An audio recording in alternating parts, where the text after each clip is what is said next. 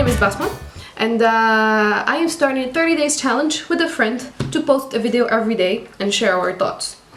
And the main point we're doing this is to break free from our limiting brain and really get our comfort zone, because we don't want to listen to the part of the brain that says, oh, don't do this, it's not safe, but more of do it and just post it. So for this day one, I want to share with you some ideas that I have gone throughout the day. So I'm listening to a book called The Defining Decade, Why Your 20s Matter and How to Make the Most of Them Now by Meg Jay. She also have a TED Talk on it that you're gonna see below. And so I'm gonna be super concise, if I can, about the ideas that I got in the 1 hour to 1 hour and a half that I listened to the audiobook for.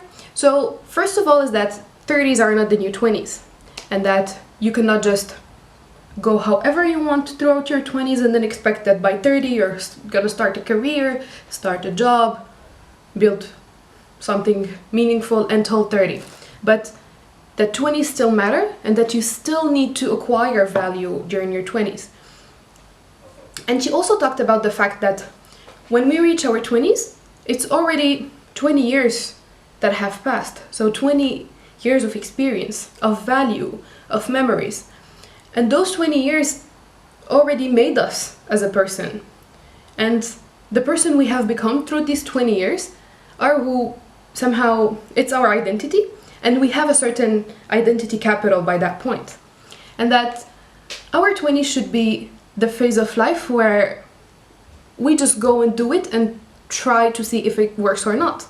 And we cannot just go through, think it through and be like, I'm gonna just think if I like design, but I'm kind of not sure if I like it, but and then just not do it. But if you have just a little bit of interest towards something, you just have to try it and see if it works or not, and not just think it through. And that was a very powerful point, because there were a lot of moments, I'm 24, so there were a lot of moments where I was just thinking, oh, maybe I like journalism,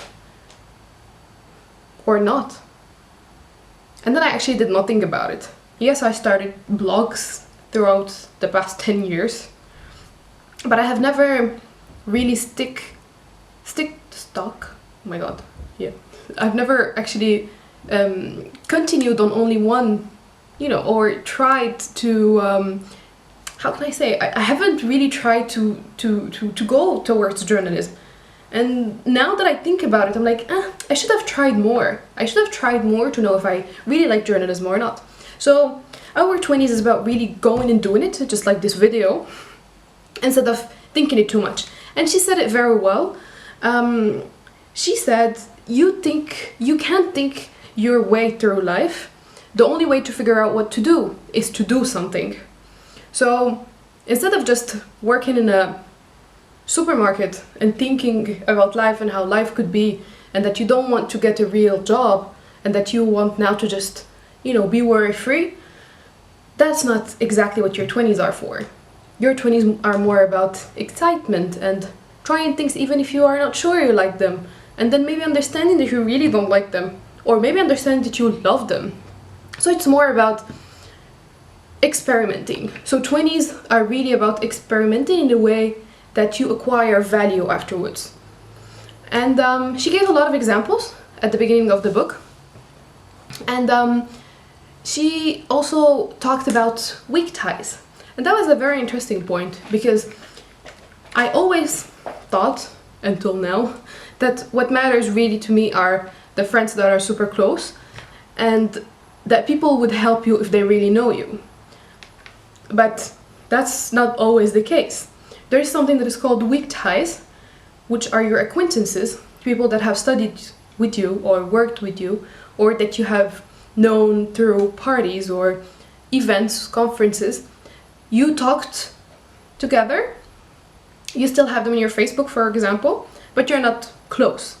And she talked a lot about the power of these weak ties, and how you could just, for example, if you have a friend, Jimmy, for example, who works at a creative agency, and you see that that person posted on Facebook that they needed a graphic designer, and that you kind of like it and you have some notions, that you would send him a Facebook message even if you haven't talked to him since last Christmas, and you would tell him, oh, I'm actually interested and I have done this and that, and I think I think I want to give it a try.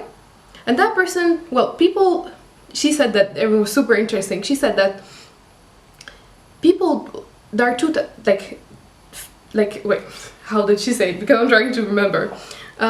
She said that people can like you and then do favors for you because they like you, and sometimes they would like you because you ask them for a favor.